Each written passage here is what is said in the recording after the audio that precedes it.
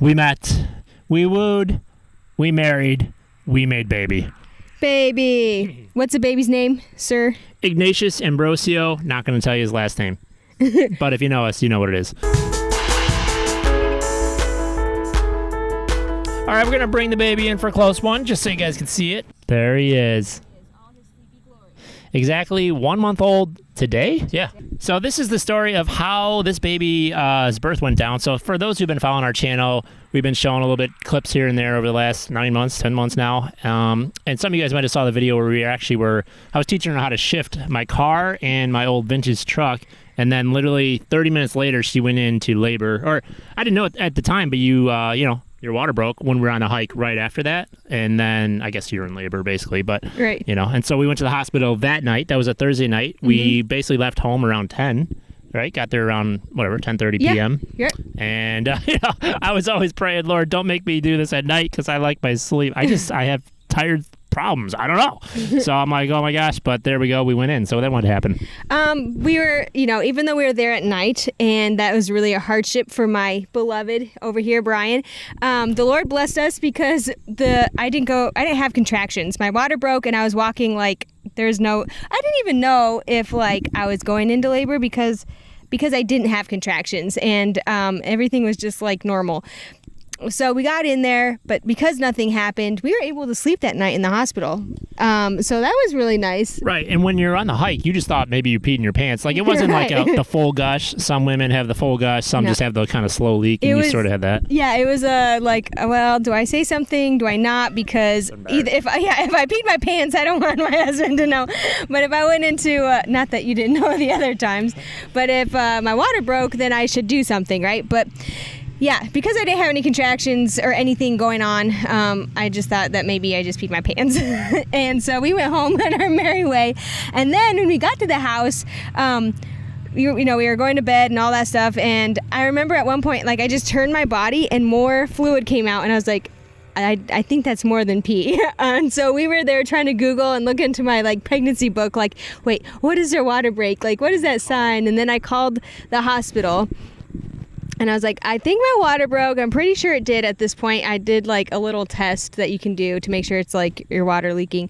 And they're like, yeah, come on in. So we went to the hospital. And I remember when the guy who was admitting us was like, do you want a wheelchair? You want to sit down? I was like, no, I'm fine. Yeah, you were good. So like she said, we basically got to go to bed pretty quickly.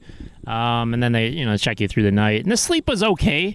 Of course, it's not great because they are coming in and interrupting you. So you sleep, you wake up a bit. But I think the good part about it is we actually did sleep all the way. We slept in. I feel like it was 9. I think we got up at 9. We didn't sleep great. We were up a lot, but we got a lot of hours. So that really helped us for the next day. Right. And so I still wasn't having contractions, obviously, if we slept through everything. So at 10 o'clock, I think, they decided that they would give me some Pitocin to get things going. So we're like, all right, we're going to get going. We're going to get this baby out. Right. And originally you didn't want to do anything like that. You wanted the natural induced process, but then it becomes I think a safety thing, right? So yeah, water breaks, and then there's more higher risk of infection, all that jazz. So, we want to be safe first. So after they had started the process, you were trying different things like the big bouncy ball. Oh yeah, because so the contractions did start kicking in, and they said we're going to just ease you into it, and I was like, okay, I like easing into it. I don't want to just go from 0 to 60. So they're easing me into it, and they started coming in waves, they say. And yeah, I tried the birthing ball. I was like, I want to try this, and I wanted to be free to walk around. I couldn't walk around during my contractions. Are you kidding me? Maybe some people can do that.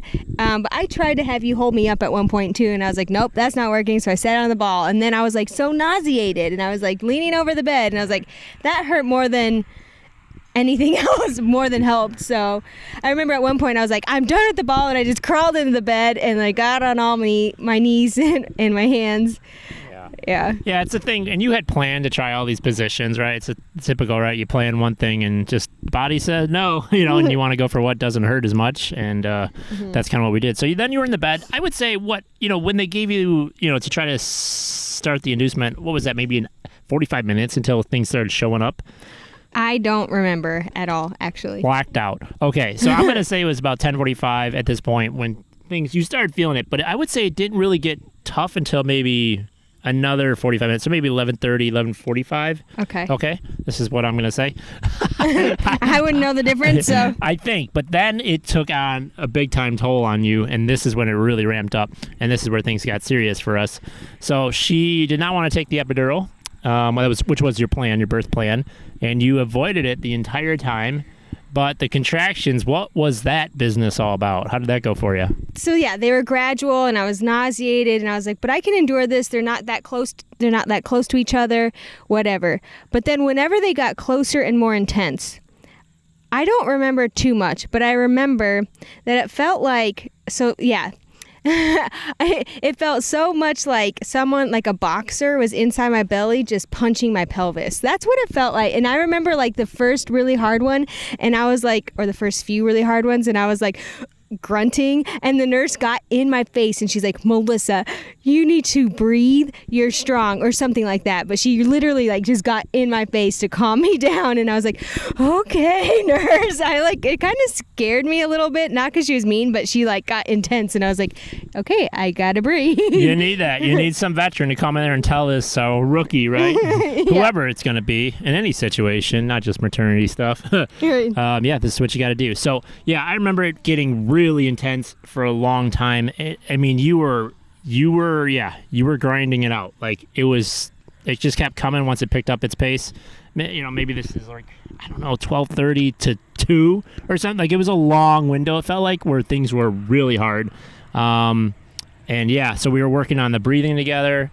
I think you were on your side, you were on your back, and we were just taking it, just like you said, punches. And it was probably maybe it gets faster and faster, but it felt like every 5 minutes.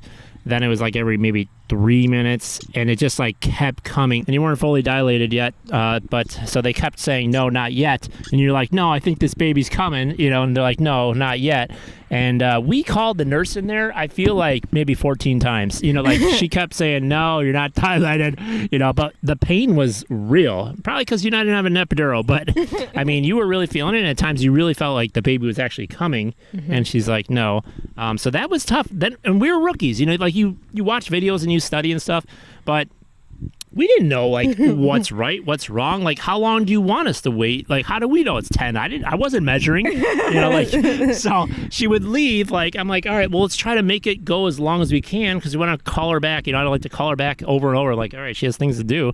But it was really hard on you. Like, we were just, and that's when we entered a different zone together. I think we were, I don't know, pilot and passenger or whatever, but we were really working together, and that was some intense stuff right there. I remember I just wanted to be cuddled up in a corner, so I was as close to the bed rail as possible, and I don't know why. That was just instinctively, I just needed to have that comfort or just ball up. And you were at one point where like, you look like a boxer hanging on the ropes, and I brought an icon, a religious icon, which is a picture of Mary and Jesus, and I just was holding on to that and looking at that. That was a great comfort.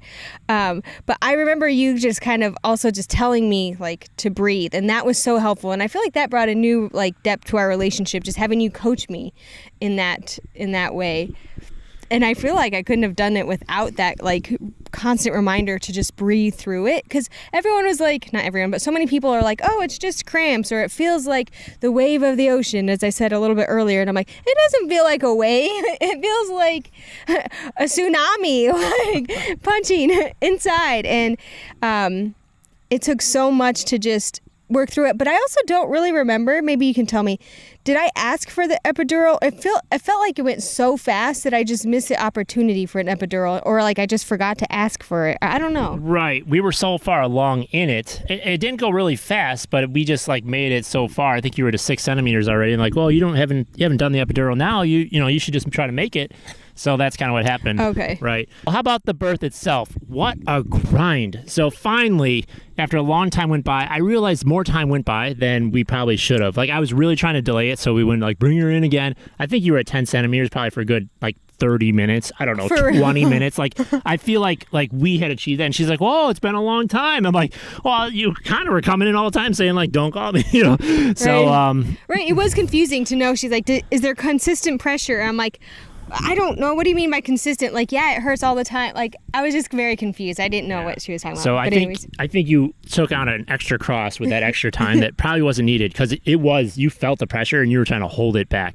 So finally the delivery comes, and the doctor was a little bit older, good guy though, but he was a little bit slow, because he was at a different office or something. And I think they were delaying, and I'm like, she is ready to go, right?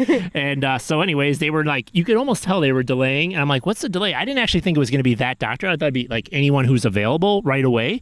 But they were kind of delayed. I'm like, well, she is ready. I remember I was like, the baby's coming. They're like, don't try to push it. I'm like, I'm not trying to push it. I'm just, the baby's coming, involuntarily coming out. Right. So a good 10, 15 minutes. It felt like probably 10 minutes went by, and finally the doctor showed up, and all of a sudden they were ready. I'm like, oh, now I see what we were doing.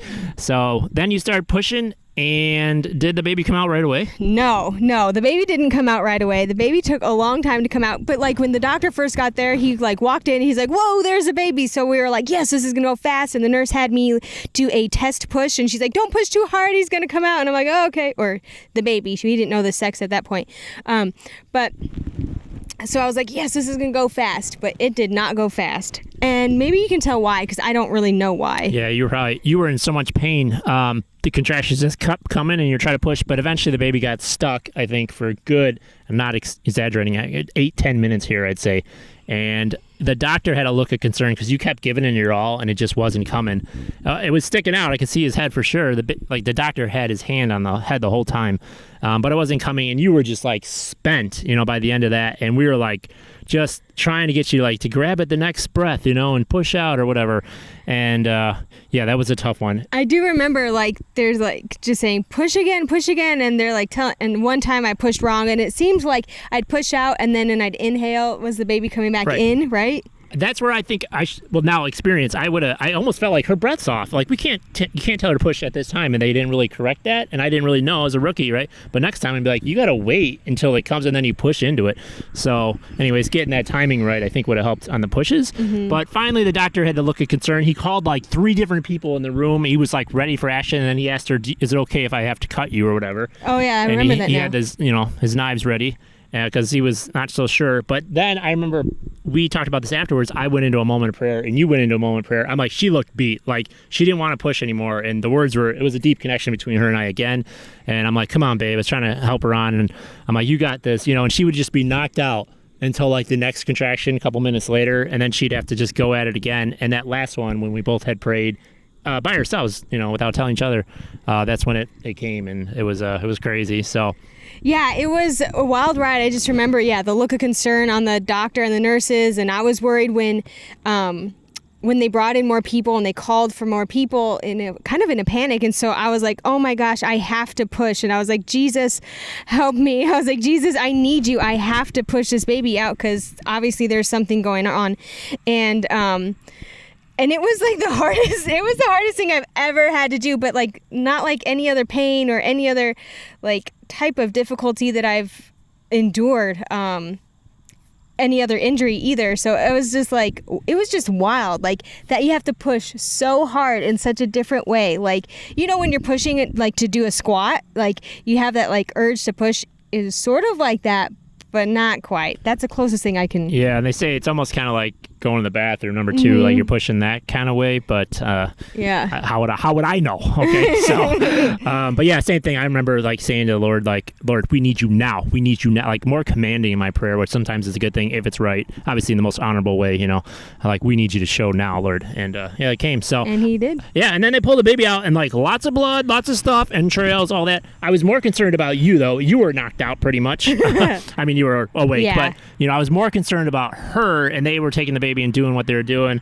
and I was just trying to get her to come back. And I remember you could see in the video we did a reel on that, and your lips were just like the adrenaline going through you were shaking. Just for a long time. I would say maybe 15 minutes, 20 minutes. You were just like, just so much adrenaline from all that pushing, all the labor. Again, that's like a 4 hour of contractions. I'm sure people have done more, but boy, you were a champ, babe, and no epidural. That was amazing. So. Thank you. Way to go.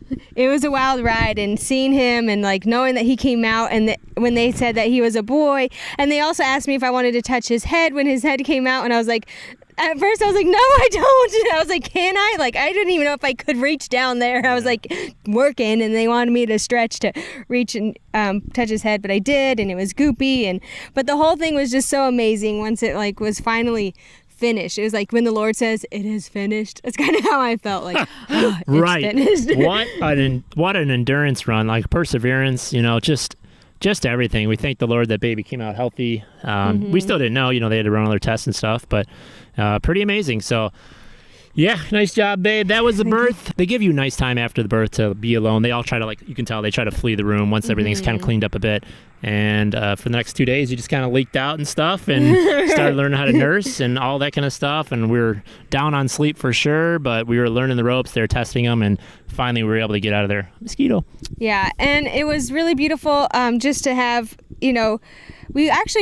I wanted a lot of people, or not a lot of people. I wanted my family there and his family and all this stuff, and it didn't end up happening that anyone came to visit us, but it was actually like really beautiful, I thought, in the end, just to have like our family time. And not to say that I wouldn't have enjoyed the visitors, but like it wasn't like anything. It almost reminds me of our wedding. It wasn't like we were missing out. Like God filled the space, even though it wasn't what we envisioned or what I envisioned. Right. And each to their own. And maybe the next time we'll have a bunch of family. So her family actually flew in, but then they had to leave. So they came in and we were a week late. So, tough to time a baby.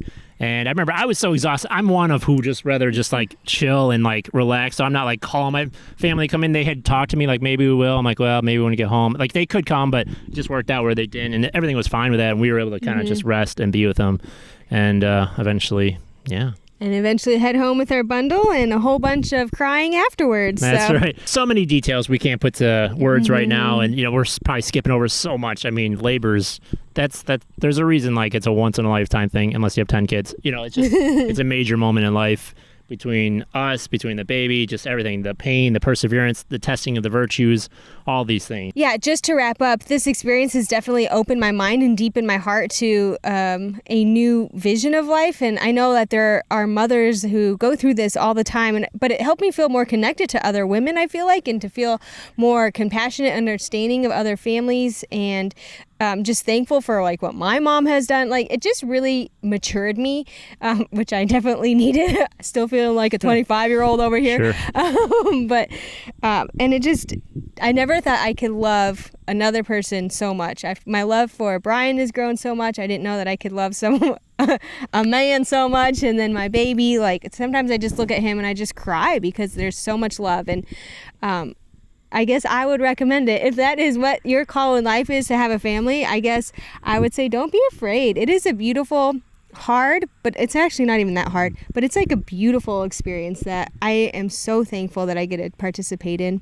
Well said. Just shows the idea that things can change and expand, just like a 15-year-old's not the same as a 25-year-old. There's like more coming in our lives, and all the way until death and into heaven. But, both of us were kind of living the single life for a long time. If you follow the show, none of us were like dying to have kids. That wasn't like, I thought I'd have kids one day, but we weren't like those people. And then there's nothing wrong with that either.